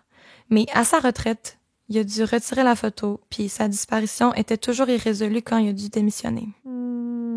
Puis l'agent Joe Fitzpatrick, il dit qu'il a quasiment élucidé tous les crimes auxquels il a été mis en charge.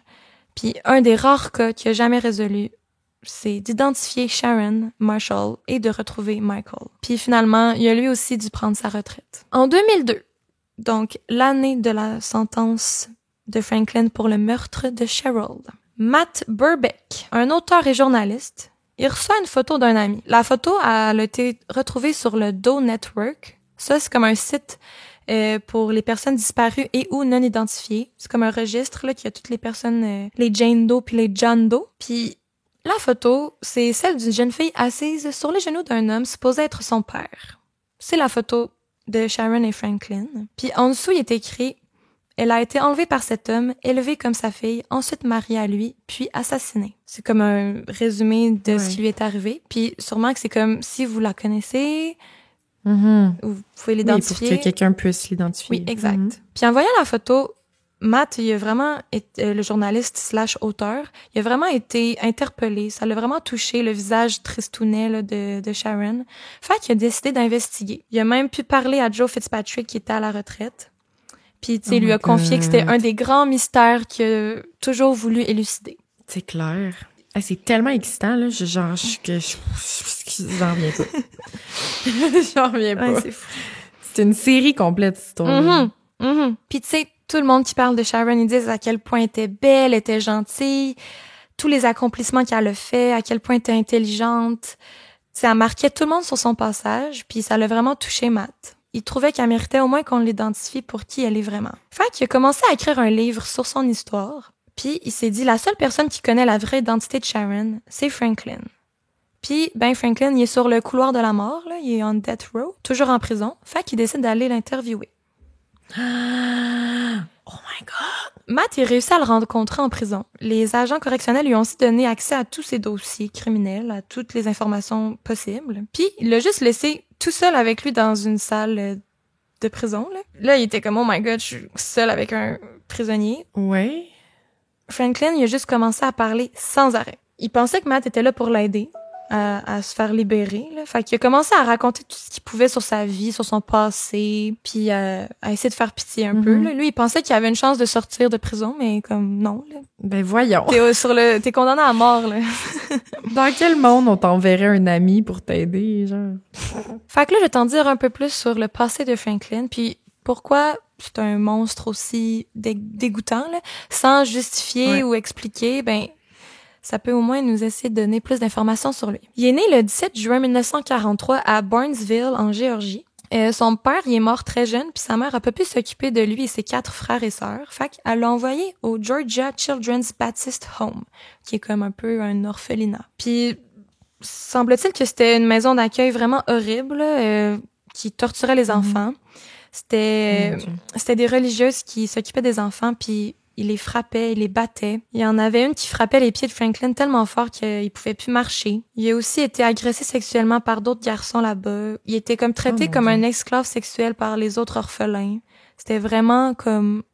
Comment créer un monstre, là, c'était cette maison. Fait que sans grande surprise, Franklin, c'est un garçon brisé, avec beaucoup de troubles psychologiques. Ben oui.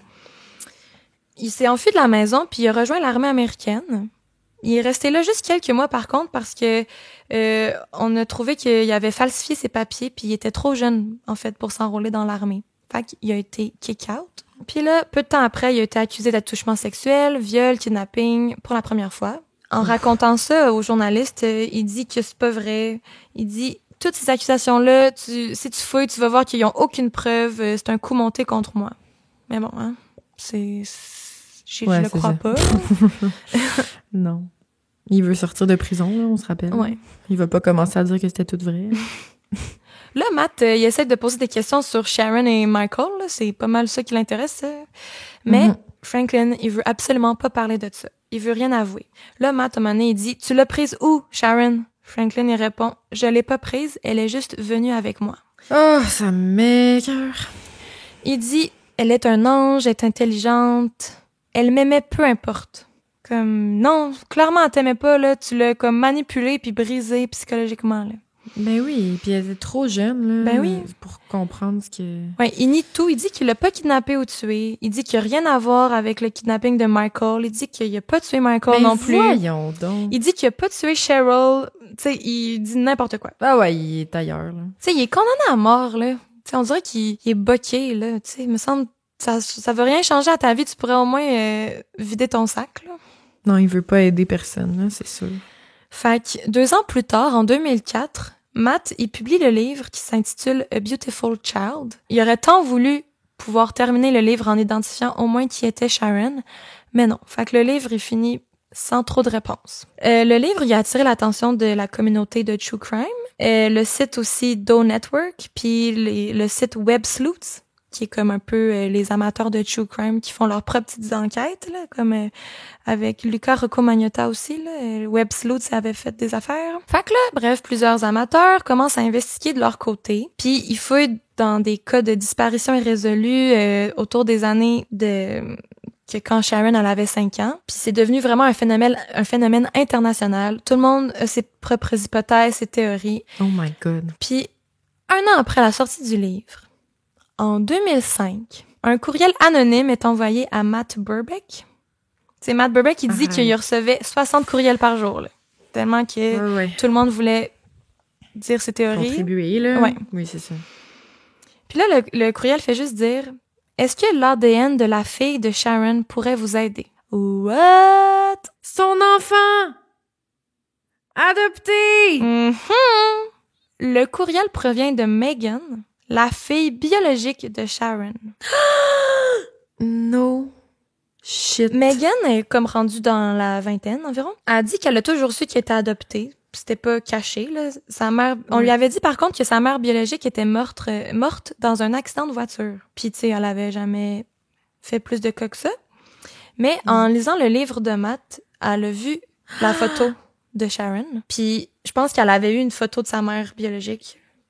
Elle avait pu retracer ça, puis ils se ressemblent vraiment. Ils ont les mêmes yeux, le même visage. Impossible! En lisant le livre. C'est fou. What the fuck? Hey, c'est incroyable, là, c'est... Puis c'est... Y a-tu un film là-dessus, une série, quelque chose? Ben, il y a eu un documentaire, mais ça pourrait être une fiction, là, c'est fou, là. Ça a pas de bon sens. OK, je t'écoute. Sûrement que vous vous en rappelez pas, ou peut-être pas, mais en 1989, ils étaient en cavale, les Marshals. En s'enfiant de la Floride, ils se sont arrêtés en Nouvelle-Orléans. Puis c'est là qu'ils se sont mariés. Puis elle était enceinte à ce moment-là, Sharon. Oui. Tu sais, elle a eu son premier bébé au secondaire, que on n'a pas trop de traces de lui, qui a été mis en adoption. Il y a eu Michael, puis ensuite, il y avait le 3e bébé. Ce bébé-là, il était pas capable de survenir à ses besoins. Déjà qu'il y avait de la misère avec Michael. Ils se sont dit qu'il allait le mettre en adoption, le 3e. Sharon, elle a accouché en Nouvelle-Orléans, puis elle a mis Megan en adoption. OK, c'est pas son premier bébé du secondaire, Megan, c'est l'autre. C'est le 3e. Je vois. Mais quand même, là, c'est fou. Voir qu'ils ont pas pensé à ça, essayer de retrouver ses 2 premiers enfants. Ben, ouais, je sais pas. Ils le savaient peut-être pas, en fait. Ouais, je pense qu'ils l'ont... Je sais pas trop. Mais la mère adoptive de Megan, elle se rappelait du visage de Sharon. Fait que c'est comme ça que ils ont pu faire des liens. En 2010... l'histoire, là, ça a commencé en... Tu sais, ça dure des décennies, là. Ah non, fou, ça n'a pas de bon sens, là. En 2010, le National Center of Missing and Exploited Children s'est mis sur le dossier avec l'ADN de Megan, qui matchait celle de Sharon. Même Joe Fitzpatrick, qui est ressorti de sa retraite, il a rejoint l'organisme pour les aider, tellement qu'il voulait régler ça, là. Ben c'est clair, ça devait le hanter, là. Ben tu peux pas prendre ta retraite quand il te manque ça, du morceau, là. Non, puis... Du casse-tête. Tu sais, quand cette information-là est sortie, il s'est dit, c'est l'opportunité d'en finir avec ces unfinished business, là. Fait que là, on décide de retourner interviewer Franklin. Encore. Parce que c'est lui qui a la clé de tout. Il va peut-être finir par craquer un jour. Tu sais, ça fait peut-être 6 ans, là, depuis la première fois qu'ils ont essayé de le faire parler. Peut-être que... Il y a des remords, peut-être que, en tout cas, ça vaut la peine d'essayer. Ouais. Fait que là, 2 agents du FBI se sont préparés durement pour le confronter, l'amadouer, bref, essayer de lui faire avouer quoi que ce soit. Là, au début, les agents, ils s'assoient devant lui, puis direct, Franklin, il commence à chialer. Immédiatement, il dit qu'il veut pas parler du cas de Sharon et Michael. Puis, tu sais, les agents, ils ont même pas pu dire bonjour ou se présenter. Le Franklin, il pensait que c'était des avocats qui venaient l'aider. Il est cave. Ouais. Là, il a chialé pendant 45 minutes. Puis c'est juste là, à un moment donné, qu'un des agents a dit « My dude, on est le FBI, on n'est pas tes avocats, là. » Oh my God. Fait que là, il fait juste répondre « Who the fuck are you? » Genre « Ah, ok, mais d'abord, à qui j'ai affaire? » Ouais. Fait que là, ils disent « On est des agents du FBI, on est là pour réouvrir le dossier de disparition de Michael Hughes, disparu en 1994. » Là, ils commencent à essayer de creuser. Ils disent « Franklin, tu voulais utiliser Michael comme ta nouvelle Sharon. Tu voulais remplacer Sharon que t'avais tuée par Michael, mais t'as pas été capable et t'as fini par le tuer. Avoue-le, tu sais. » Puis là, Franklin, il commence à pleurer. Impossible. Fait que là, il saute sur son moment de faiblesse.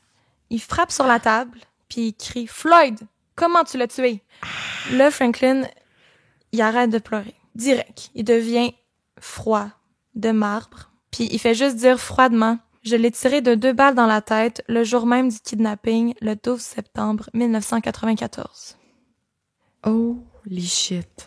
Tout ce temps, il avait jamais été en cavale avec Michael. Il l'avait tué direct la journée qu'il l'avait kidnappé. Ah, c'est tellement triste. C'est tellement triste. Moi, tout le long là, que j'apprenais sur cette histoire-là, là, j'étais sûre qu'il était encore en vie. J'espérais tellement que le petit Michael avait vécu. Espoir, moi aussi. Mais au moins, il a pas vécu trop de torture, là. Il a pas comme été en cavale pendant des années avant de... C'est ça. Lui, il a pas vécu ce que Sharon elle a enduré, là. Ouais. Fait qu'après plus de 20 ans, on a enfin une réponse, qui est pas celle qu'on espérait, mais au moins, on peut arrêter les recherches. Là, la famille Bean, il était complètement bouleversé, là. Il avait presque adopté Michael, là. Il considérait comme leur fils, là. Les papiers d'adoption, ils étaient en chemin quand Michael était kidnappé. Oh, ça me brise le cœur. Franklin, il dit qu'il a enterré le corps dans un boisé proche de la frontière entre l'Oklahoma et le Texas. La police, ils ont creusé pendant 2 jours. Ils ont passé la région au peigne fin, mais rien. On pense que son corps il aurait été mangé par des animaux sauvages. Fait qu'ils ont arrêté... ça fait longtemps. Le 20 quelques ans, là. C'est ça. Fait que là, oh my God. Le FBI, il continue de le faire parler parce que ils veulent savoir maintenant qui est Sharon Marshall. Ben oui, s'il vous plaît. Manque juste ça, là. Et ils ont réussi. Je vais prendre une gorgée d'eau. Non! Je suis tellement excitée, là. Ils ont réussi. Là, Franklin, il commence à parler que il était en Caroline du Nord. Puis là, un des agents du FBI, il l'interrompt pour lui dire « C'était quoi ton nom dans ce temps-là? » Vu qu'il utilisait plein d'alias, c'était comme quand t'étais en Caroline du Nord, tu t'appelais comment? Là, Franklin, il dit « Brandon Cleo Williams ». Fait qu'un autre nom. Mais c'est parfait. C'est une piste, là. Ben oui. Là, ils ont un nouveau pseudonyme. Puis c'est une nouvelle place Oui, aussi. une nouvelle place, un nouveau nom à enquêter. Ça nous rapproche de la vraie Sharon. Là, Franklin, il dit « Il y a Sandy qui a 3 enfants, dont une plus vieille, puis c'est celle dont les agents du FBI veulent enquêter. Il dit « Celle que vous cherchez, c'est la plus vieille des enfants de Sandy. » Il dit qu'elle est née à Livonia, Michigan, et que son vrai nom, c'est Suzanne Mary Sevakis. Fait que le vrai nom de Sharon Marshall. Chris, il en sait donc bien des affaires, et je veux dire, Ben, il sait, il a kidnappé une petite fille qui s'appelait Suzanne Mary Sevakis. Puis qui est devenue Sharon, qui est devenue Tonya. Oh oui, c'est fucked up ben raide qui passe de genre vivre tout ça pendant des années et des années et des années pour finalement te sortir la date exacte de tout ce qu'il a fait, puis genre les noms, puis sans faute, puis juste comme, ben oui, je savais. Il savait, là. C'est pas comme, il a pas perdu la mémoire pour deux scènes, là. Non, c'est ça, là. Joe Fitzpatrick, il a pleuré quand il a su le vrai nom. Oh.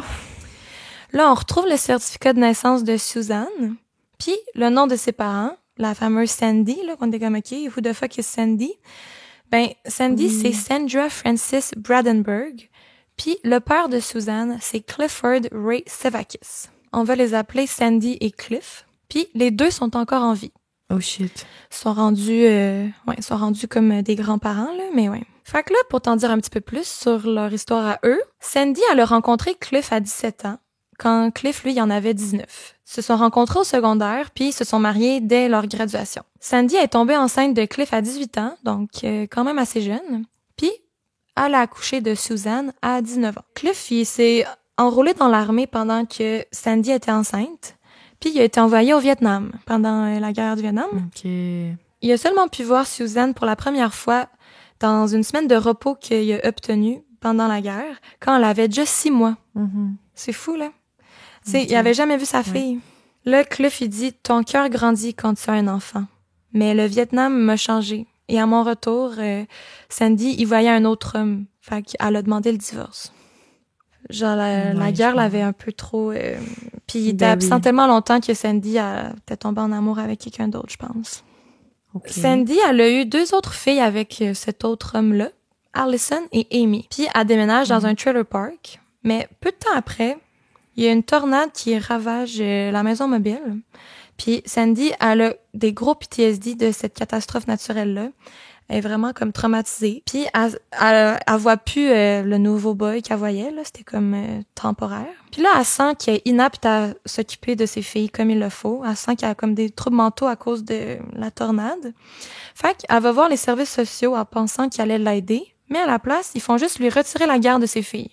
Là, elle était comme « fuck », là. Tu sais, elle pensait pas que ça allait autant dégénérer, là.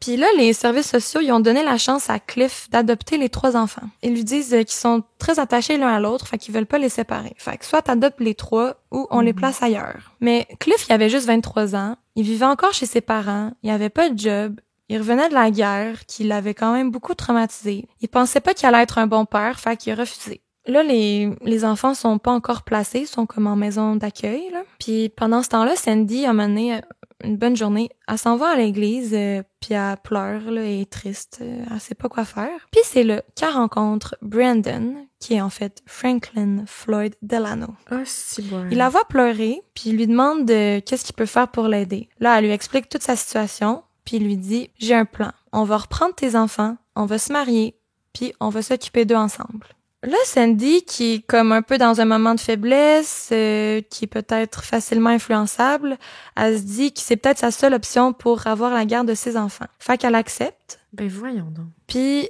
elle réussit à avoir la garde, elle se marie avec Brandon, qui est en fait Franklin, mais elle se rend compte trop tard dans quoi elle s'est embarquée.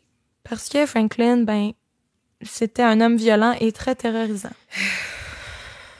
Sandy, à un moment donné, est sortie acheter des couches, puis elle a payé avec un bad check, un chèque sans provision, qu'on appelle en français. C'est un chèque qui passe pas. Fait qu'elle a été arrêtée puis accusée de fraude. Fait qu'elle a dû passer 30 jours en prison. Mais c'est là que, pendant son absence, Franklin en a profité pour s'enfuir avec les enfants. Oh shit.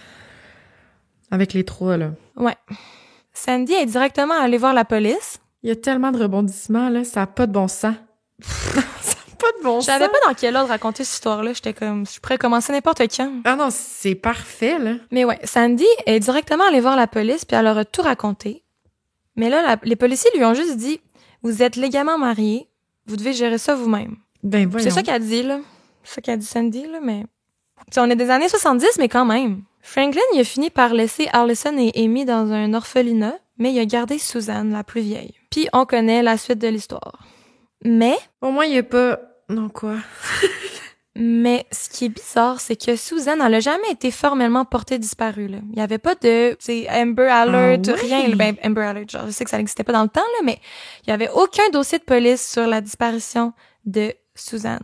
Ben Genre, voyons. Sandy, elle a comme abandonné. Elle a pas fait de recherche plus que ça. Parce que, genre, anyway, elle avait comme déjà perdu ses enfants. Ouais. Puis là, elle les a re-eus, puis là, elle les a reperdus, puis elle était comme... Puis je bon, pense, c'est ma je la destinée. juge pas, là, The mais fuck? elle avait sûrement, pas beaucoup d'éducation, pas beaucoup de ressources, pas beaucoup d'argent. Je pense qu'elle était juste genre, c'était pas fait pour moi, cette vie-là. Puis elle a même pas été voir la police plus qu'il faut, là. Ben voyons! Karen, là, l'amie, Dans quel non, monde? Heather ou Karen? Je pense que c'est Heather. Ouais, c'est la boss du strip club, Oui. là. Tu sais, elle dira plus tard, en ayant appris tout ça, là, elle dit, j'en reviens pas qu'une mère puisse faire ça à sa fille. De pas la chercher plus que ça. Elle dit, même si t'es la personne la plus pauvre, la plus mal éduquée. C'est 3 enfants, Ouais. là. Elle a sûrement pas essayé de récupérer les 2 autres dans l'orphelinat non plus, là. Je comprends pas. C'est vraiment bizarre. Tu sais, s'il y avait eu un dossier de disparition, peut-être que ça aurait été plus facile à retrouver, là. Mais bon. Ben oui, peut-être, ouais. Hey, c'est fou, là. Tu fais juste give up. Bon, j'ai perdu mes enfants. OK. Ça va prendre 27 ans après la mort de Suzanne pour changer sa tombe pour son vrai nom, parce que ça était encore enterré sous une tombe écrite Tonya Tonya. avec anonyme, le rien. Oh, shit. My God. Fait qu'en juin 2017, c'est récent quand même, là. Le 3 juin 2017, on a refait sa tombe puis donné une cérémonie funéraire digne de ce qu'elle mérite. Tout le monde était là. Les vrais parents de Suzanne étaient là. Cliff, je sais pas si Sandy était là, mais Cliff il était là. Les amis du secondaire, les danseuses, les collègues danseuses de Suzanne, la fille biologique. Jenny, Oui, Jenny j'imagine. était là. Megan, sa vraie fille, était là. Ben Oui, voyons. genre Joe Fitzpatrick du FBI, Matt, le journaliste, était là. Tout le monde Oh était là. mon Dieu! J'ai des frissons. Wow! Ben oui! Genre, c'est fou, là. Parce que Hey, ça a pas autant elle a d'allure. touché énormément de gens pendant qu'elle était en vie, autant elle a marqué plein de Ouais. monde aussi après son décès, parce que tout le monde qui apprenait son histoire voulait la résoudre. Genre, elle a marqué l'univers de tellement de personnes, même après sa mort, là. Ben c'est clair. Fait que Hey, c'est fou. sur sa man. tombe, il est désormais écrit Susan Mary Sevakis, 6 septembre 1969, 30 avril 1990, Devoted Mother and Friend. Genre mère dévouée Oh. et amie. Oui. Au funérailles, Megan était enceinte à ce moment-là, puis elle a dit « J'espère être au mieux la moitié de la mère que Susan était ou aurait aspiré être. » Non. Elle a accouché d'un garçon, puis elle l'a nommé Michael. Non! J'ai pleuré quand j'écoutais ça, j'ai histoire-là. pleuré, là. C'est quoi cette histoire de fou? Fait qu'elle l'a nommé Michael en l'honneur du petit Michael Hughes. J'ai les larmes aux yeux. Puis Cliff, il dit qu'il pourra jamais revoir sa vraie fille Suzanne, mais au moins, il voit sa petite fille Megan, puis son petit-petit-fils Michael. Puis ils ont gardé une relation de grand-père. Hey, je sais pas pourquoi ça me fait ça, mais je suis genre vraiment émue. Puis Cliff, en tout cas, Hey, voyons. il a tellement l'air d'un gentil petit monsieur, là. En tout cas, on dirait qu'il rattrape le temps perdu, là. Hey, dans quel monde, là? Tous les rebondissements. Genre, le fait que Megan, genre, on les retrouve. Oui. Ah, c'était la meilleure histoire, my God. Puis pour finir, le 23 janvier 2023, Franklin Floyd Delano, ou Delano Floyd, en tout cas, whatever, Franklin, il est mort de cause naturelle en prison, sur le couloir de la mort, au Union Correctional Facility en Floride, à l'âge de 79 ans. T'as dit en 2023? Fait que l'année passée. Oh, shit. Et voilà mon histoire. J'ai plus de jus. J'ai plus de mots. C'est tellement... Bravo. Genre, cette histoire-là me hantait. Ça me fascinait. Je comprends pas. Tu l'as découvert comment? Un documentaire sur Netflix qui s'appelle Girl in the Picture. Hey, c'est J'ai pas de mots, en fait. Ça a pas de bon sens. Ça a pas de bon sens. Il y avait tellement de rebondissements, mais tu l'as vraiment bien raconté, là. Ça a pas d'allure, là. Il y avait tellement de personnages, là. Ben oui!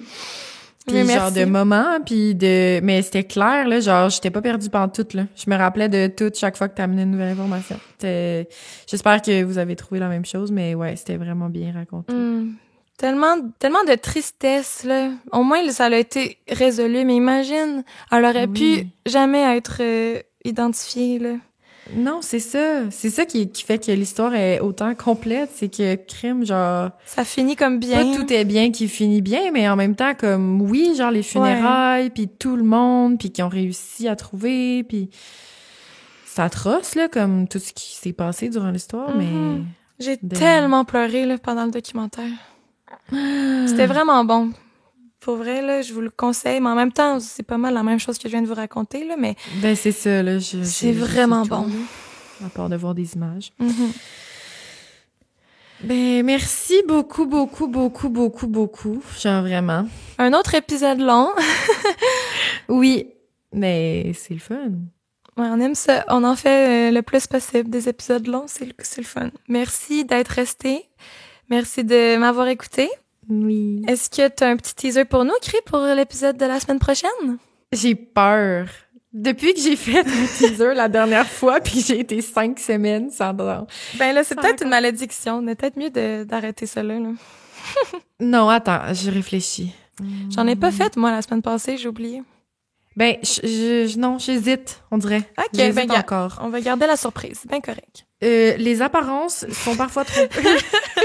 C'est pas vrai. Mais non, j'ai pas de teaser, mais à voir. J'hésite encore sur ce que je vais faire. OK. Mais merci de nous avoir écoutés. Mettez-nous... n'hésitez pas si vous voulez nous mettre une petite note 5 étoiles sur Apple Podcast et Spotify. Oui, j'ai vu, quelqu'un a mis une review 1 étoile sur Apple Balado. C'est genre une anglophone qui a dit « I don't understand a single word they are saying. » Ben voyons, ciboire! J'étais genre cocotte, parce qu'on parle en français. Cocotte. Mais oui, puis continuez à nous écrire, puis on vous aime vraiment fort. Oui, on vous adore. Merci beaucoup d'être avec nous, d'être fidèles au poste chaque semaine. On est extrêmement reconnaissante. Puis on se revoit la semaine prochaine pour un nouvel épisode. OK, yes! À la semaine prochaine! Bye!